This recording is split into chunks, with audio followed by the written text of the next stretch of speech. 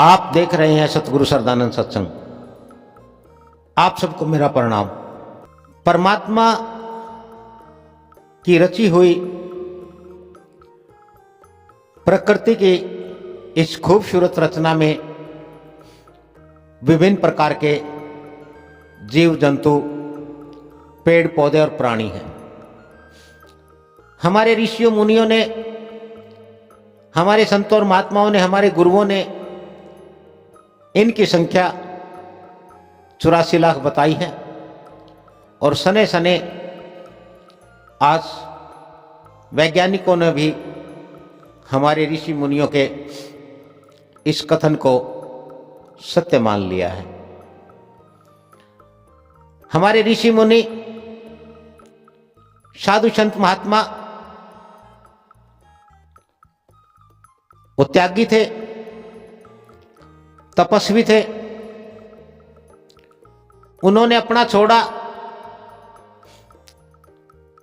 प्रकृति को, परमात्मा को जाना।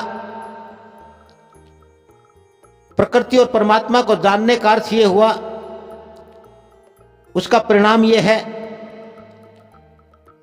कि उन्होंने अपना व्यक्तिगत छोड़ करके सर्व स्व को, समूचे को अपना लिया। और यही कारण है कि वो जाति, धर्म, रंग, भाषा, भेद और क्षेत्र से उठकर पूरे संसार के लिए ऋषि मुनि, त्यागी, तपस्वी, सतगुरु कहलाए। जब तक हम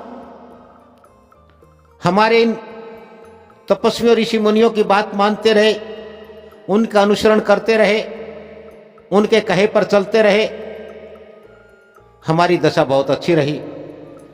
मानव शने शने सुखों के साथ, सुविधा और साधनों के साथ विकसित हुआ, तरक्की करता रहा। लेकिन जैसे ही साधु संतों, ऋषि मुनियों का भाव हुआ, मनुष्य ने इनसे मुंह मोड़ा और मनुष्य भ्रमित हो गया, भटक गया। और भ्रमित होने के कारण प्रकृति और परमात्मा के समानांतर इसने एक अंधविश्वास, पाखंड, धर्मांधता की अपनी एक व्यवस्था कायम कर ली। और उसमें उलझ करके जाति और धर्म के नाम पर, मजहब के नाम पर, परमात्मा के नाम पर, देवी और देवताओं के नाम पर यह पथ भ्रष्ट हो गया है। क्योंकि इसने मानवता छोड़ दी, समाज को छोड़ दिया, सत्य को, प्रकृति और परमात्मा को छोड़ दिया। और उसके परिणाम स्वरूप आज समूचा मानव जगत विभिन्न प्रकार के रोगों से, दुखों, दर्दों और तकलीफ से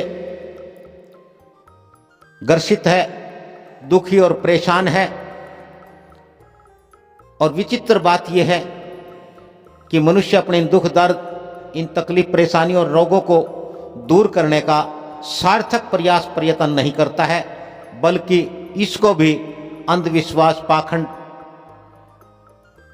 द्वारा ठीक करना चाहता है। और यह सोचता है कि कोई और उसके इन दुख दर्दों को समाप्त कर दे, इनको खत्म कर दे और मनुष्य सुखी हो जाए। जब मनुष्य ने स्वयं गलत करके दुख अर्जित किए हैं, तो इसे सोच करके, समझ करके, सत्य को जानते हुए, अपने कर्मों में सुधार करके, सत्कर्म करते हुए अपने दुख दर्द, तकलीफों को दूर करना होगा। यही सत्य है। भ्रम के साथ दुख है, सत्य के साथ सुख है। ओम तत्सत।